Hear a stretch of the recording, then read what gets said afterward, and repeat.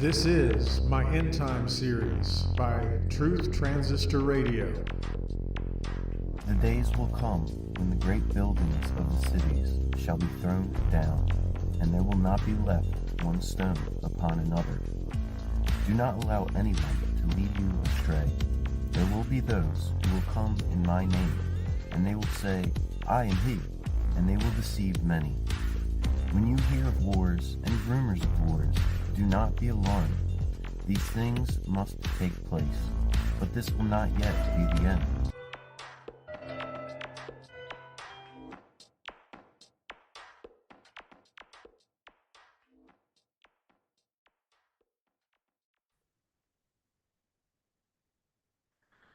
Welcome to part 3 of this series, as we will be talking about the kingdoms of the end times. And so what I'd like to do is look at several kingdoms or some of these images that are in prophecy and discuss some of the things we know about from what the Bible tells us and the things that are kind of a little more debatable. And so we're going to look at it from all angles, and I'm going to tell you what I think as well. So what I'd like to do is start with Daniel chapter 10. And let's see, or sorry, Daniel chapter 2, not 10. Daniel chapter 2. We're just going to read through this. And all right. In the second year of the reign of Nebuchadnezzar, this is Babylon, a king of Babylon, Nebuchadnezzar had dreams. His spirit was troubled, and his sleep left him. You know what? I'm going to skip all this because he's going to try to get somebody who can, translate or his dream. And so a lot of this is just him trying to find somebody who can. So let's go down to God reveals Nebuchadnezzar's dream.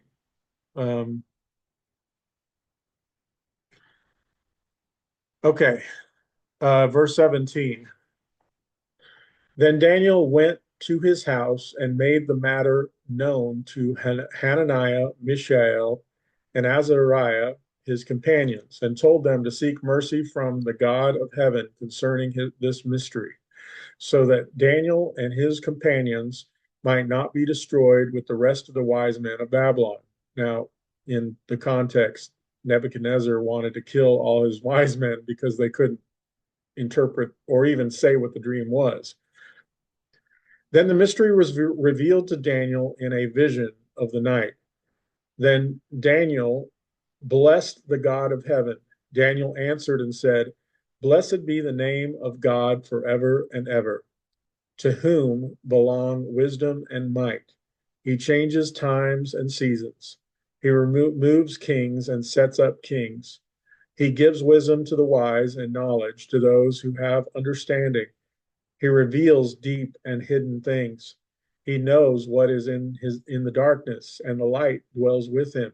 To you, O God of my fathers, I give you thanks and praise, for you have given the wisdom and might, and have now made known to me what we ask of you.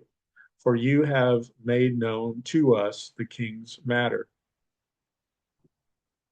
Now, one of the things that I try to do, and I forgot to do before I started this, is pray and ask God to give, to teach us these things. And oftentimes I do that before I do a video, but I'm going to do something different and actually do it here on the video.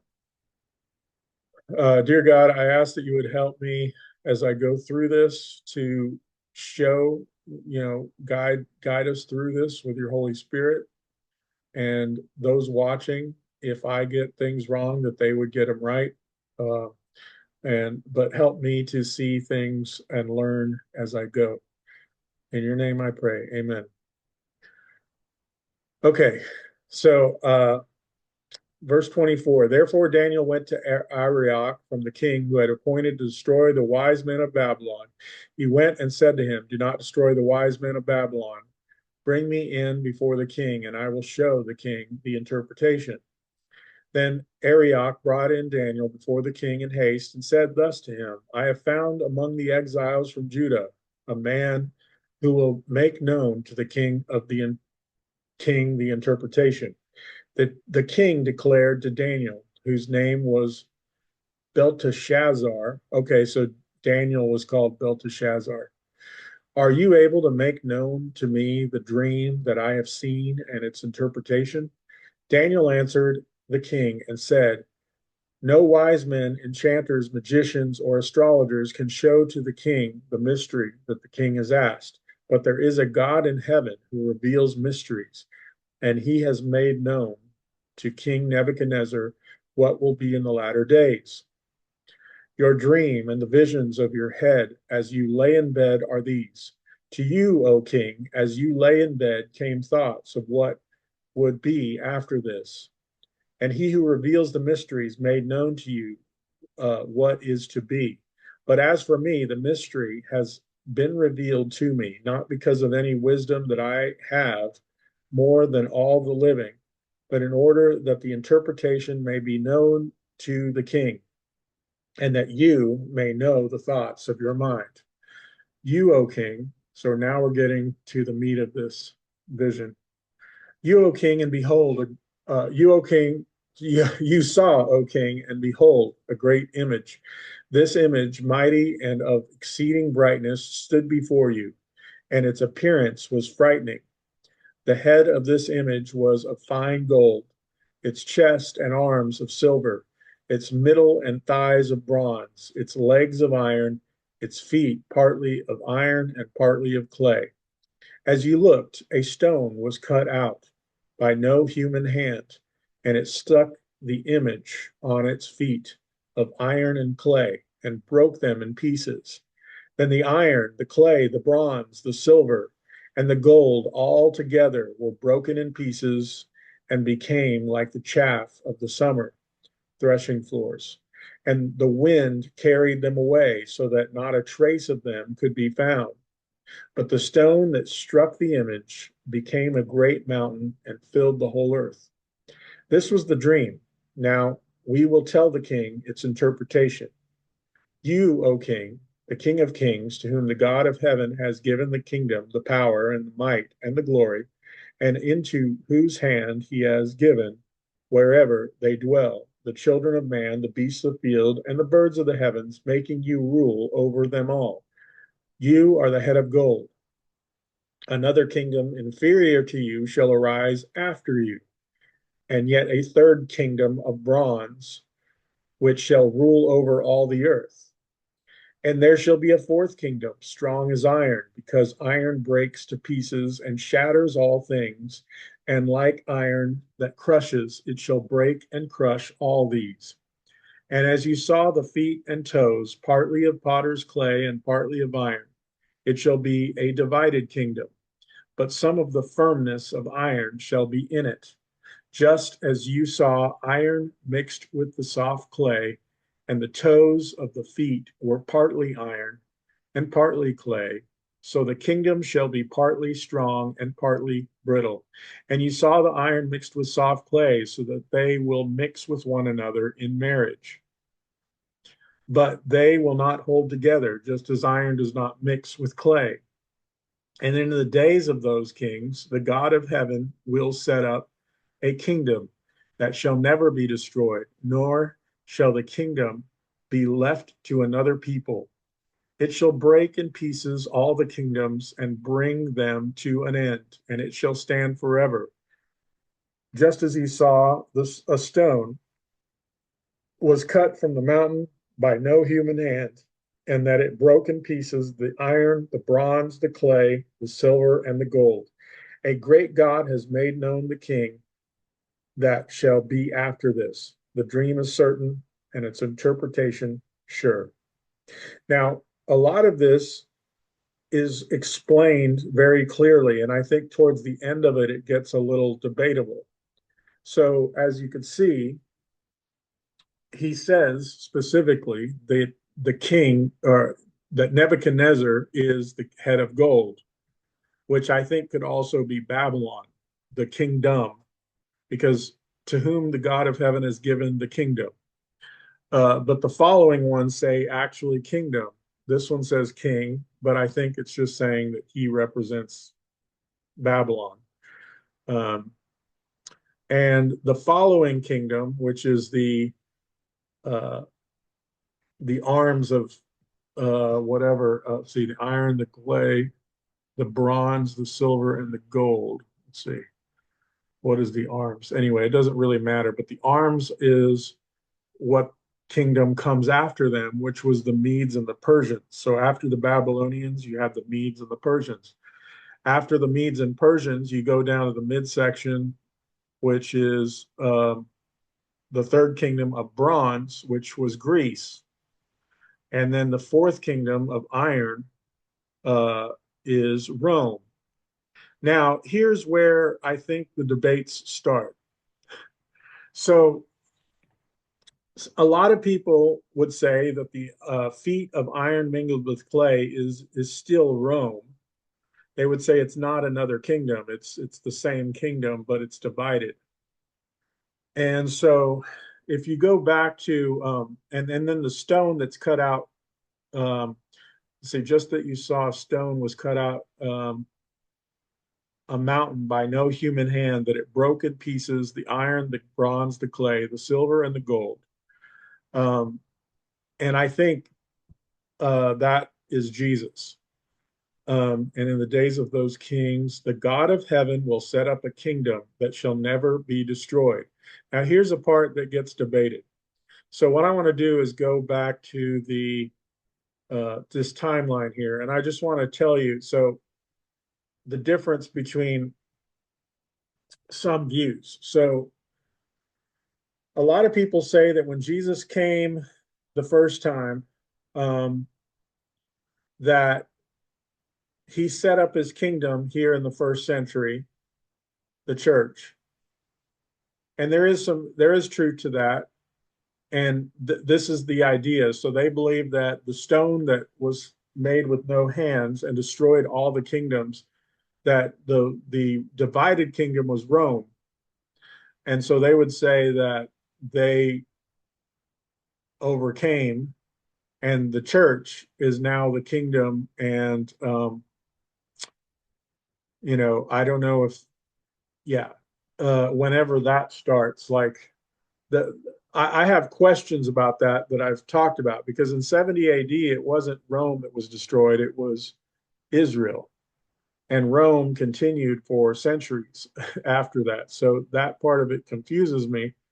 That this stone, they say, started when Jesus raised from the dead, or in 70 AD, when the church starts to grow and reach all nations, that was the beginning of the kingdom of God.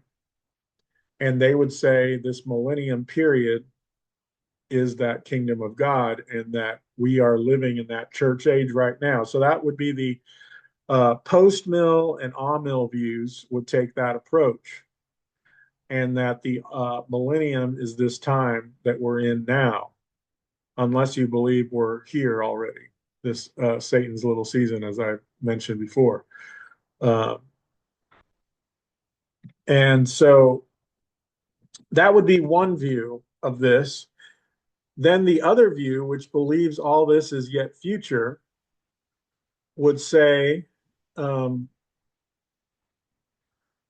let's see, would say that, yes, the kingdom of God starts here when Jesus returns. So the second coming. I think that we all agree, although some believe there's a secret rapture somewhere in this period here in the tribulation. But they all agree that the second coming has to be here, and there's reasons for that. There's not, so they would say the rapture and second coming is two events, but regardless, and I believe the rapture and second coming is the same event here. But anyway, so the future, we believe all this is yet future. The Antichrist has not set up his kingdom yet. The beast, well, we'll talk about the beast here in a minute. But the way that we would approach this is that the feet of iron mingled with clay comes after Rome. And either it has continued for the centuries to this day and is rebuilding something, or it's a revived Roman Empire, or it's something that came right after Rome was destroyed and it's still here. And there's theories about that. And what I'd like to do is mention a few theories, if it's in the future. So I lean towards the feat of iron mingled with clay being something after Rome. And it could be something that's revived later. I kind of think a lot of people think that it's connected to Rome because it's partly of iron. It could mean that it's a similar system, like a republic. It could mean that, I don't know, but it could just be kind of symbolic of, similar to this Roman kingdom. But regardless, some of the theories I've heard is Islam, which came shortly after Rome started to destroy the Roman Empire on the south side. Um, and that's an interesting view. Another one would be the Germanic tribes that conquered the northern part of of the Roman Empire. I should also mention that not only the southern part, the North African part, but also where Israel is, was what the Muslims conquered. So that's an interesting thought. And then the Germanic tribes um, became some of the, over time after Rome was destroyed, became some of the powerful nations of the world today and the wealthiest nations. So that's an interesting, I don't really know. And it could be something that hasn't risen yet. It could be something that comes up, that rises up if it's separate from, and if it hasn't been fulfilled yet. So just showing you the different perspectives of this, how the feet of iron mingled with clay, some would say that was already, that was still Rome. It's just divided Rome. And what this means as far as they intermarried, they mixed with one another in marriage, that could mean many things. That could mean a couple of things, I guess. It could mean intermarriage in terms of like Christian or followers of God marrying pagans, or it could mean interracial marriage, or it could mean the Nephilim stuff, which is Genesis 6, a rabbit trail I'm not going to get into now. Those are some things I've heard about that.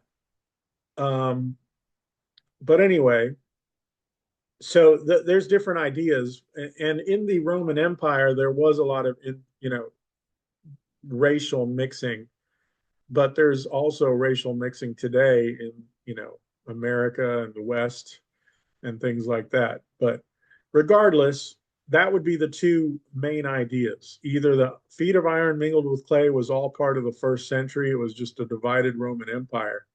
And there is some historical, like after the Caesars, which I think is the first six, then there was like these four different kings that rose up in a short time, um, which was a whole, like it was still Rome, but it was a different system than the Caesars or something like that. So you can do your study on that.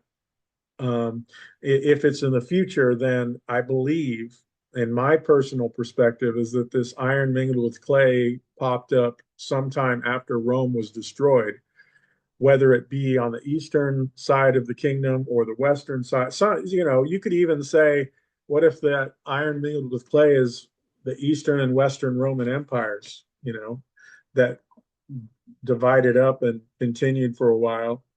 But who knows? Like those are theories. And so the question is, when does the kingdom destroy all these kingdoms above? If you take the a-mill or post-mill approach, then you would say that the kingdoms were destroyed in the first century, and now we're in the millennium, which is the church age.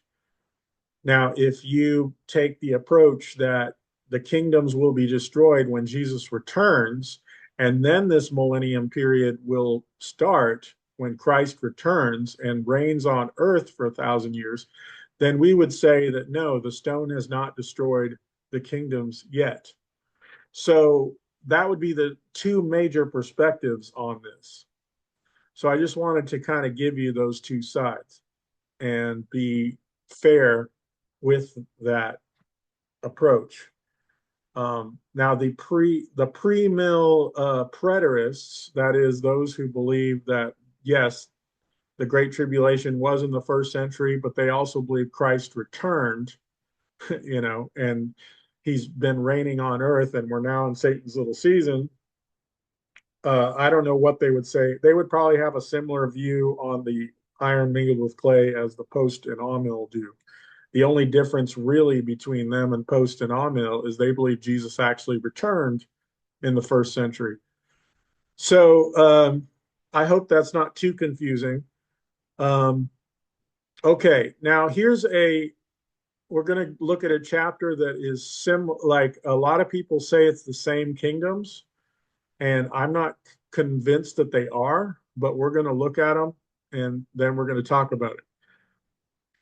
In the first year of Belshazzar, king of Babylon, so they're still under Babylon, Daniel saw a dream and visions of his head, and he lay in his bed.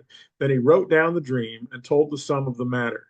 Daniel declared, I saw in my vision by night, and behold, the four winds of heaven were stirring up the great sea. Now that great sea phrase will appear again in Revelation, so just keep that in mind. And four beasts came up out of the sea, different from one another. The first was like a lion and had eagle's wings.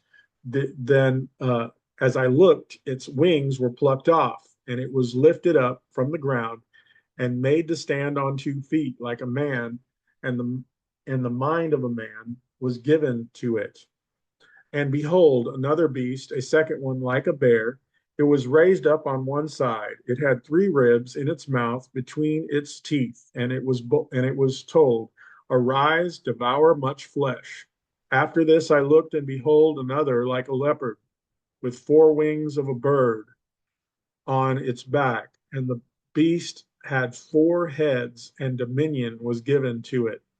And this I saw in the night vision, and behold, a fourth beast, terrifying and dreadful, and exceedingly strong. It had great teeth, great iron teeth. It devoured and broke in pieces and stamped what was left with its feet. It was different from all the beasts that were before it, and it had 10 horns. I considered the horns, and behold, there came up among them another horn, a little one, before which 3 of the first horns were plucked up by the roots. And behold, in this horn were eyes like the eyes of man, and a mouth speaking great things. And I looked, and thrones were placed, and the Ancient of Days took his seat, and his clothing was white as snow, and the hair on his head like pure wool. His throne was fiery flames. Its wheels were burning fire. A stream of fire issued and came out from before him. 1,000 thousands served him, and 10,000 times 10,000 stood before him. The court sat in judgment, and he booked, and the books were open. I looked then because of the sound of the great words that the horn was speaking. And I looked, the beast was killed, and its body destroyed and given over to be burned with fire. As for the rest of the beasts, their dominion was taken away, but their lives were prolonged for a season and a time. The Son of Man is given dominion. I saw in the night visions, and behold, with the cloud of heaven, there came one like a son of man, and he came to the Ancient of Days and was presented before him. And to him was given dominion and glory and a kingdom, that all peoples, nations, and languages should serve him. His dominion is an everlasting dominion which shall not pass away, and his kingdom was kingdom one that shall not be destroyed. As for me, Daniel, my spirit within me was anxious, and the visions of my head alarmed me. I approached one of them who stood there and asked him the truth concerning all this. So he told me and made known to me the interpretation of these things. These four great beasts are four kings who shall arise out of the earth, but the saints of the Most High shall receive the kingdom and possess the kingdom forever, forever and ever. Then I decided to know the truth about the fourth beast, which was different from all the rest, exceedingly terrifying with its teeth of iron and claws of bronze, and which devoured and broke in pieces and stamped that was left with its feet, and about 10 horns that were on its head, and the other horn that came up, and before which three of them fell. The horn that had eyes and a mouth spoke great things, and that seemed greater than its companions. As I looked, this horn made war with the saints and prevailed over them until the Ancient of Days came, and judgment was given for the saints of the Most High, and the time when the saints possessed the kingdom. Thus he said, as for the fourth beast, there shall be a kingdom on earth which shall be different from all the kingdoms, and it shall devour the whole earth and trample it down and break it to pieces. As for the 10 horns, out of this kingdom 10 kings shall arise, and another shall arise after them. He shall be different from the former ones, and shall put down 3 kings. He shall speak words against the Most High. He shall speak, he and shall wear out the saints of the Most High, and shall think to change the times and the law, and they shall be given into his hand for a time, times, and a half a time. But the court shall sit in judgment, and his dominion shall be taken away, to be consumed and destroyed to the end. I want to pause real quick and say the time, times, and half a time is 3.5 years. And I think most people would say that is during this Great Tribulation period. Oops, I'm not sure why that shrunk. Okay, anyway. Um, sorry. Okay. Um, so I'll continue. So time, times, and half a time is 3.5 years. But the court shall sit in judgment, and his dominion shall be taken away, to be consumed and destroyed to the end. And the kingdom and the dominion and the greatness of the kingdoms under the whole heaven shall be given to the people of the saints of the Most High. His kingdom shall be an everlasting kingdom, and all dominions shall serve and obey him. Here is the end of the matter. Okay. So most theologians believe that the 4 kingdoms or the 5 kingdoms in Daniel 2 are the same kingdoms in Daniel 7. That is, they would say the lion with eagle's wings is Babylon. The bear, which one was second? The bear is um, Medes and Persians, I believe. And the leopard, is the leopard the next one? Sorry. Lion with eagle's wings. They would say the leopard is, yeah, second one like a bear. That would be Medes and Persians. According to most theologians, I personally don't agree with this, and I'll tell you why in a second. The third one look like a leopard. They would say that would be Greece. And, there are ways to match this up historically, like the 4 wings are like the 4 generals that came after Alexander the Great. And I've heard other things. I'm not sure what they would say, like what these eagles' wings. I've heard some people say that it's actually Nebuchadnezzar who went insane and then turned into a beast, and then he repented and became a believer in God. So when it says a man's heart was given to him, they would say that was Nebuchadnezzar. Um, anyway, but then they would say the great beast with 10 horns is Rome. Now we're going to get more into that final beast here in a second in Revelation. There's more information on that. But what I wanted to quickly state is the difference. The similarities is that they're all kingdoms, and they also all end with the other one. It was like what was it? How does this describe it? Um, the stone was cut from a mountain by, this is Daniel 2, no human hand, and that it broke in pieces the iron, the bronze, the clay, the silver, and the gold. A great God is made known to King. Let's see.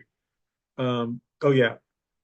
And in the days of the kings, the God of heaven will set up a kingdom that shall never be destroyed. So it ends with the God of heaven setting up a kingdom, right? And when we get to Daniel 7, if I can get this thing out of my way, I hate this thing. Um, here we go. Daniel 7. We've got this Ancient of Days took his seat. His clothing was white as snow, and the hair of his head like pure, and then it says it gained dominion over all these other kingdoms, right? So they're all kingdoms. They're both Daniel 2 and Daniel 7 are both kingdoms that end with this new kingdom of God being set up. So as I stated before, the differences are have to do with where we think we are now. Are we, were these kingdoms all fulfilled before in the first century, and now we're in the 1,000 year, or the long time of the church age, the kingdom of God now? Or is it something that will be set up when Jesus returns, right? And so even most pre-mill futurists believe that these are the same kingdoms. Now here's some reasons why I don't believe they are the same kingdoms. So when back in Daniel 2, it says, "You, O King Babylon," Nebuchadnezzar from Babylon is the head of gold, and then the next ones are kingdoms that come right after them. As for this one, it says, the way when it's explained, these four great beasts are four kings who shall arise. This is verse 17. Shall arise out of the earth, which to me it seems strange. If the first one is Babylon, why wouldn't it say that the lion with eagle's wings is Babylon? And I know that there are symbols that are similar with Babylon with that, I've heard. So that is something. So that is a phrase that seems to be weird to me if it's the same kingdoms. In the first one, it's explained that the first image of gold, the head of gold, is Babylon. This one, it says, all these kings shall arise. The other thing is that in the statue, the strongest, the most powerful is the head of gold, and the following one is inferior to it. Now, it does seem to say that the iron is pretty strong, right? And a lot of people compare the legs of iron with the 10-horn beast. So anyway, the other thing is that when the stone hits the feet of iron mingled with clay, if you recall, it says that all the kingdoms collapse at that time. In this case, it says that the fourth kingdom on earth that is more powerful will be destroyed when the Ancient of Days takes his seat, but the other kingdoms will remain for a time. Now, these are not necessarily proofs against them being the same kingdoms, but I personally lean towards these all four of these beasts being kingdoms that rise up during the iron mingled with clay. And and it also seems to indicate that they all exist at the same time. If you think about it, it says that the lion with eagle's wings, the bear and the leopard continue after the 10 horn beast is destroyed. If the lion with eagle's wings is Babylon, are they still existing today? Is Media Persia still existing today? I guess you could say that Persia became Iran, and what's the other one? Uh, Greece. I mean, there is the nation of Greece, right? But what about Rome? I mean, so I don't know, like, does that work to where was Rome destroyed before those other three kingdoms? And how do we look at it if that's the case? I personally think that this is saying that these are four kingdoms, these four beasts that are all existing at the same time. And then the fourth kingdom takes over all of them or gains power over all of them and tramples over the whole earth, right? But these other three still exist after the beast is destroyed and the kingdom of God takes place. So personally, I believe it makes more sense to say that these are four future kingdoms, or they might be kingdoms that exist now. And I've heard theories like one guy said that the lion with eagle's wings, that the lion is Great Britain and the eagle's wings is America, which is interesting. I've considered that. Now, they would say the bear is Russia. That makes sense. Leopard, there's more debate on what the leopard would be in modern context. I heard him say, this same guy said Germany, and like the four Reichs would be the four wings or something. Um, and then the 10 horn beast he believed was the European Union. Now, I have a different idea of what that could be. Then later, he said the leopard with the four wings could be Islam with the four, like, what do they call that? But anyway, those are just theories. Um, but I do know that one thing that it says is that this kingdom will trample over the whole earth. And I probably will do another video on that because I do have a perspective on that, on what we are seeing in the world today.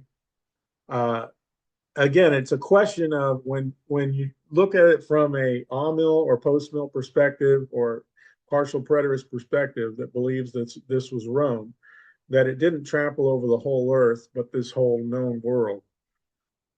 That's kind of how they would look at it, or that you know. So the thing about it is, though, is that Rome never conquered as far east as the Babylonians, the Persians, and the Greeks. So they didn't even conquer the known world, what was known to Israel. So those are just things that I think about and why I have a hard time believing that it's the same kingdoms as the statue. Okay. Now, I'm not going to get into this one. I just wanted to kind of quickly mention this because there are two kingdoms mentioned in Daniel 8, but these are described and explained. There's a ram and a goat, right? And they run into each other. But this is all explained as um, where is it? Here it is. As for the ram that you saw with the two horns, these are the kings of Media and Persia, and the goat is the king of Greece, and the great horn between his eyes is the first king. Now, I've read through this. It clearly lays this out as the Medes and the Persians and the Greeks, right? Uh, and these were coming kingdoms. Um, and I guess Gracia is another way I saw it read. But anyway, these are had not risen in power yet. Although, let me see, this was still during Babylon that he saw this. So the Medes and Persians had not ridden yet, and or risen yet, and neither had the Greeks, at least their empires. So that's pretty amazing. You can look through that. Now there seems to be some parallels, perhaps, that can be used in, and maybe there's a parallel prophecy. You know, I talked about this before, how some of the things that might have a fulfillment in a near future could also have a fulfillment in in the long run. But it is clearly laid out at the very least as the Greeks and the Persians, Medes and Persians, having a war against each other in the future. So I'm not going to get into that anymore. I'm not going to do any like deep study on that. You can read that yourself. And, you know, there might be a time in the future where those things, something might hit me all of a sudden. But as for now, I'll just leave it at that. It clearly lays that out. Now, this is more about that beast, um, with 10 heads or 10 horns. This has a little different.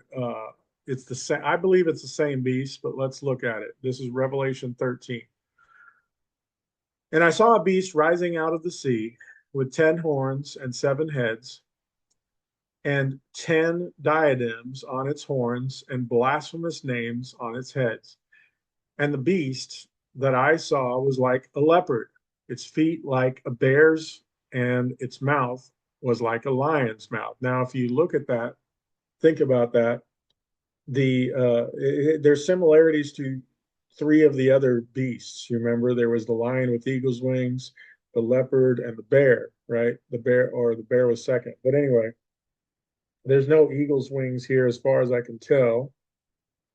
But is it possible that this is not necessarily the same as the 10 horn beast in Daniel, or this is a different one? I think it's the same one personally. Most people would say it is, but I have to be open. I can't assume anything. And if somebody has an explanation, maybe I'll run into that at some point of, no, these are 2 separate kingdoms, but I think they're the same. Um, And to it, the dragon gave his power and his throne and great authority. One of its heads seemed to have a mortal wound, but its mortal wound was healed. And the whole earth marveled as they followed the beast. This is all interesting. I have some theories on that, if you know, but that'll be a different video. Um, and they worshiped the dragon, for he had given his authority to the beast and has worshipped the beast, saying, who is like the beast and who can fight against it? And the beast was given, if you remember in Daniel 7, I believe it says that this beast trampled over the whole earth, right? Um, so it's very similar language here. And the beast was given a mouth uttering haughty and blasphemous words, and it was allowed to exercise authority for 42 months. I believe in the other one it says for a time, times, and half a time, which is 42 months is 12, 24, 36. Yeah, 3.5 years. And I told you that was also 3.5 years. So that's another reason to think this is the same kingdom. It opened its mouth to utter blasphemies against God, blaspheming his name and his dwelling. I think it says the same thing about the horn, the little horn. Um, it shall devour the whole earth. This is back in Daniel 7. Trample it down. For the 10 horns out of this kingdom, 10 kings shall arise. Another shall rise after them. He shall be different from the former ones, and he shall put down 3 kings. He shall speak words against the Most High, and shall wear out the saints of the Most High, and shall think to change the times and the law. And here we got, here it says, given a mouth uttering haughty and blasphemous words, and it was allowed to exercise authority for, it opened its mouth to utter blasphemies against God, blaspheming his name and his dwelling, that is those who dwell in heaven, and it was allowed to make war on the saints and to conquer them. I think that also is mentioned in Daniel 7, right? Shall wear out the saints of the Most High and shall think to change the times and the law. So a lot of parallels here, right? War on the saints and to conquer them. and authority was given it over every tribe and people and language and nation. And all who dwell on earth will worship it, everyone whose name has not been written before the foundation of the world in the book of life of the Lamb who was slain. If anyone has an ear, let him hear. If anyone has to be taken captive, to captivity he goes. Okay. There's a second beast here, but what I want to do is skip over to where this beast is explained, which I believe is in chapter 17. So there's a great prostitute. We're going to do a different video on that one at some point, probably the next one, perhaps. So what I want to do is look at um, the explanation of the beast. Um, Now, this woman, which we'll be talking about, I guess, in the next video. I think that would be a good one for the next video. I want to get to the explanation of this kingdom. Um, and of the beast, so let's start in verse 7. But the angel said to me, why do you marvel? I will tell you the mystery of the woman and of the beast with 7 heads and 10 horns that carries her. The beast that you saw was and is not and is about to rise from the bottomless pit. So now this is kind of interesting. Some people might make this point because in this timeline, uh, the people that believe that the bottomless pit is where we are, or the Satan is in the bottomless pit now, they're saying that this beast is about to rise from the bottomless pit. But either way, both sides would agree that the beast rises from the bottomless pit um, back here somewhere. Depending on when Revelation was written, um, and one of the difficulties I have with the idea that the beast was here in the first century, or it was in the first century, is that it says that it was about to arise, and most would say it was Rome, but Rome had already arisen by that point. Whether you take so the people that just to explain this real quick, the people that believe that that Rome and the first century fulfillment, they believe Revelation was written in the 60s before 70 AD, right? So they would say that that king that rose up was right after that, which would be Domitian, I believe, was the one that destroyed the temple. But the thing about it is, this includes 10 horns and the 5 heads. It says 5 have fallen, one is, and one is about to rise. But it says the whole beast is about to rise, doesn't it? Which is another thing that confuses me. Where is it? As for the beast that was and is not, it is an eighth. I'll say, wait. Uh, but, oh, wait. Okay, I skipped something here. The beast that you saw, verse 8, was and is not and is about to rise from the bottomless pit and go to destruction. And the dwellers on earth, whose names have not been written in the book of life from the foundation of the world, will marvel to see the beast, because it was and is not and is to come. I'll get into like the mark of the beast stuff later, and I know that I have no problem with this. They believe that that's all spiritual. It's not like a literal mark. So I'm not. I'll get into that in a different video. So I don't have a problem with that. From a full that this was a beast. This beast was Rome is what I have a problem. Or some of this I'm confused about. And dwellers on earth whose names have not, let's see, because it says it's about to rise from the bottomless pit. Um, and Rome had already started, unless you're talking about a specific king, but that's part of the whole.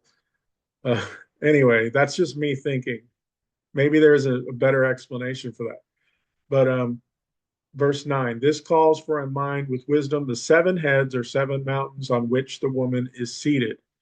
They are also seven kings, five of whom have fallen, one is, and the one has not yet come. And who he does come, or sorry, when he does come, he must remain only a little while. As for the beast that was and is not, it is an eighth, but it belongs to the seven and it goes to destruction. Let me pause there and tell you the different theories I've heard.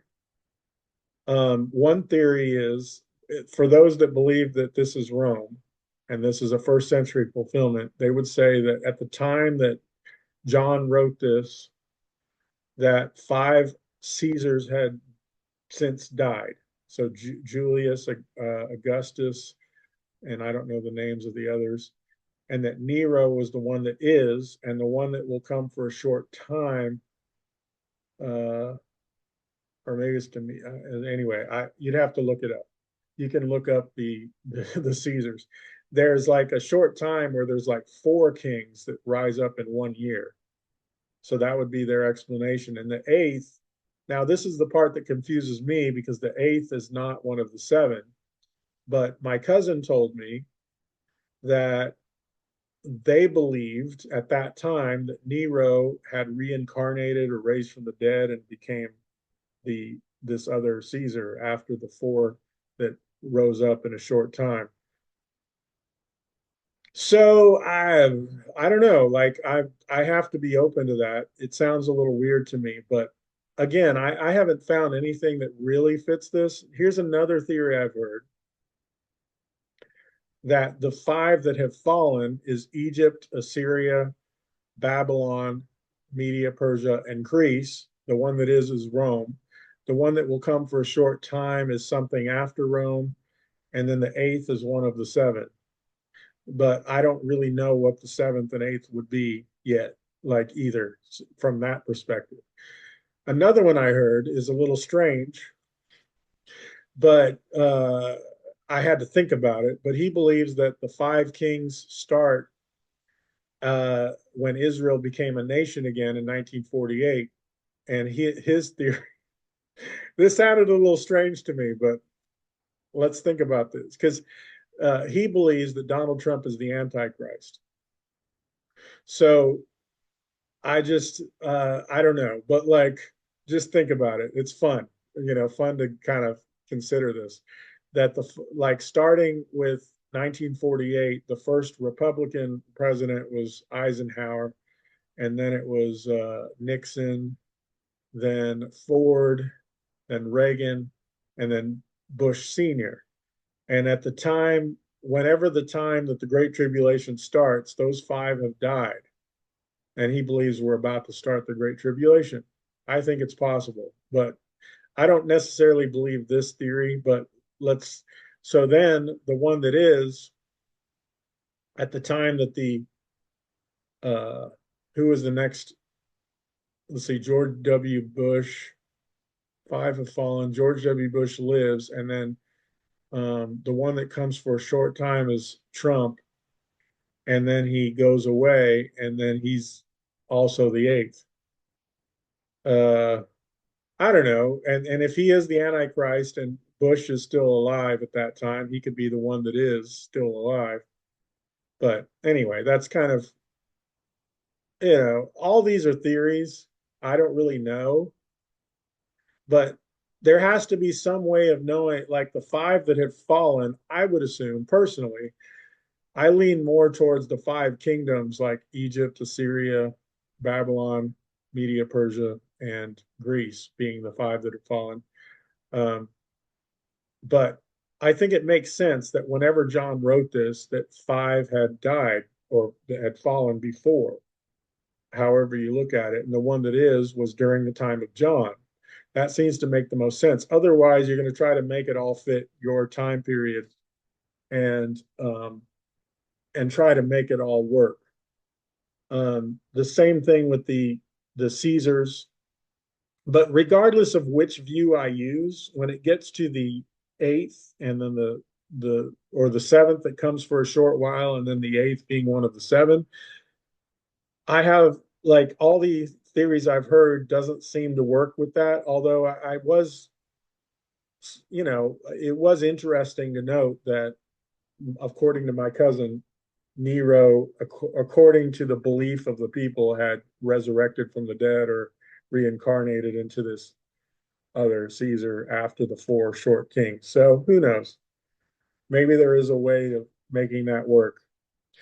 Um, let's see. Then it says, and the 10 horns that you saw are 10 kings who have not yet received total power, but they are to receive power as kings for 1 hour together with the beast. So apparently, when the eighth rises up, there will be 10 kings that rise up with him. And I would be interested to see how the awe and post mill would say who those 10 kings are. And I'm sure that somebody has an explanation for that. Um, at some point, I'll look that. In fact, I'm going to do a quick Google search. Sometimes it's fun to do this. Um, post mill 10 horns. Let's see what this says. Um, 10 inch. What is this? Uh, no, that's not what I'm looking at. Uh, 10 horns,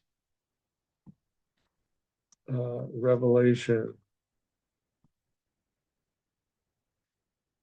What are the 10 horns of the beast? I don't see. I want one that's actually post mill or on mill. Josephus lists the 10 horns who receive authority for one. Uh, so this is from Adamar Schalk. Let's see if this is what I'm looking for. Uh,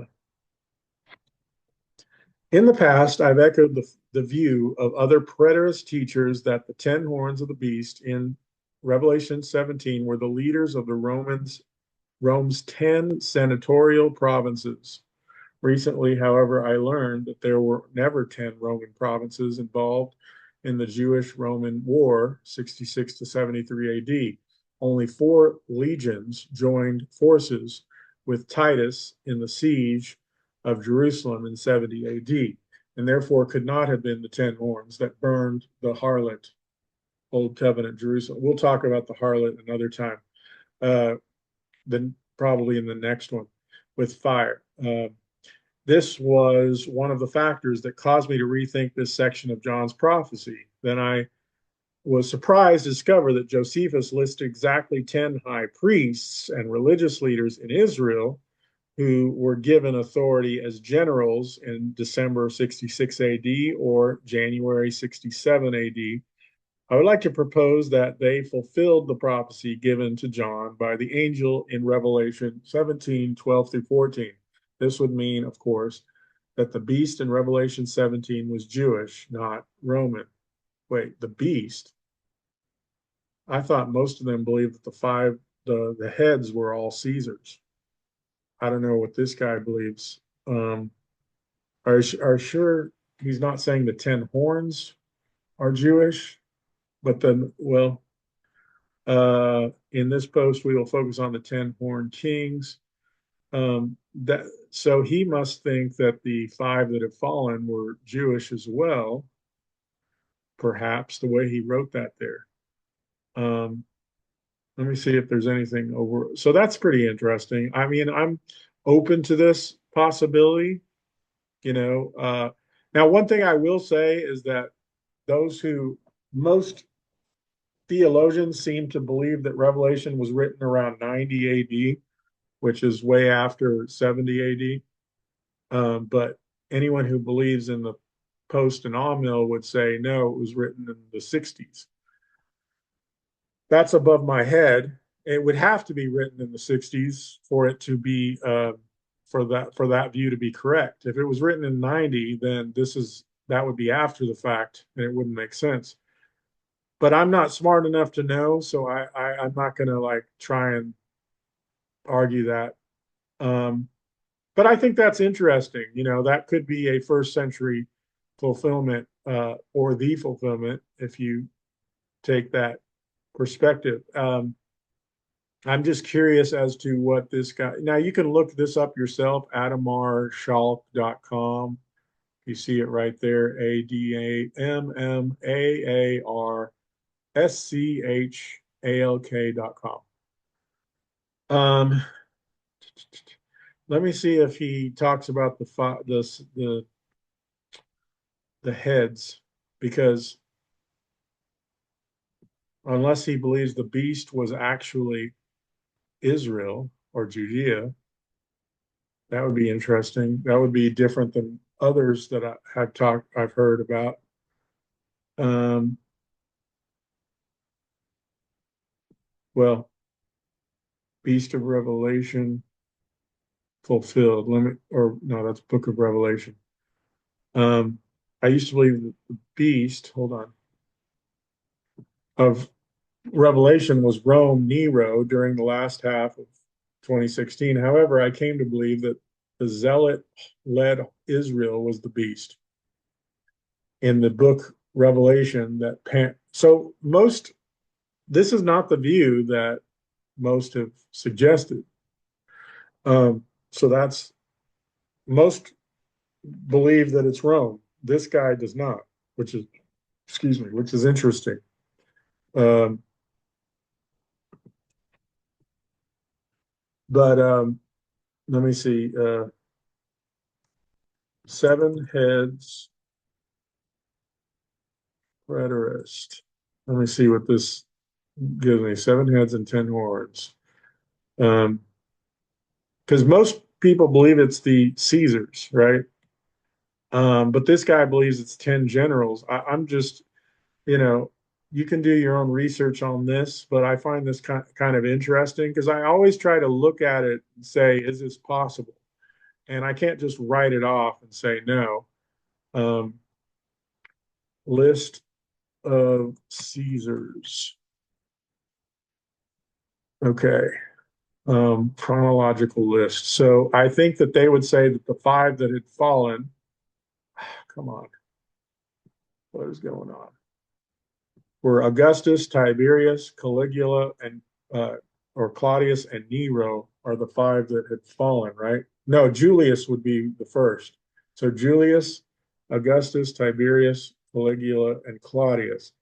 And so John would have been writing, according to their view, would have been writing Revelation in the 60s when Nero was. And then you have these ones that come for a short time. So you see 68, 69, you have three different emperors, and then you have the Vespasian or whatever. And some suggest that Vespasian was a he was the emperor during the when the temple was destroyed in 70 AD. So they would say he was the Antichrist and somehow a resurrected Nero of some sort, I guess. That's interesting. From a futurist perspective, I really don't know who these would be.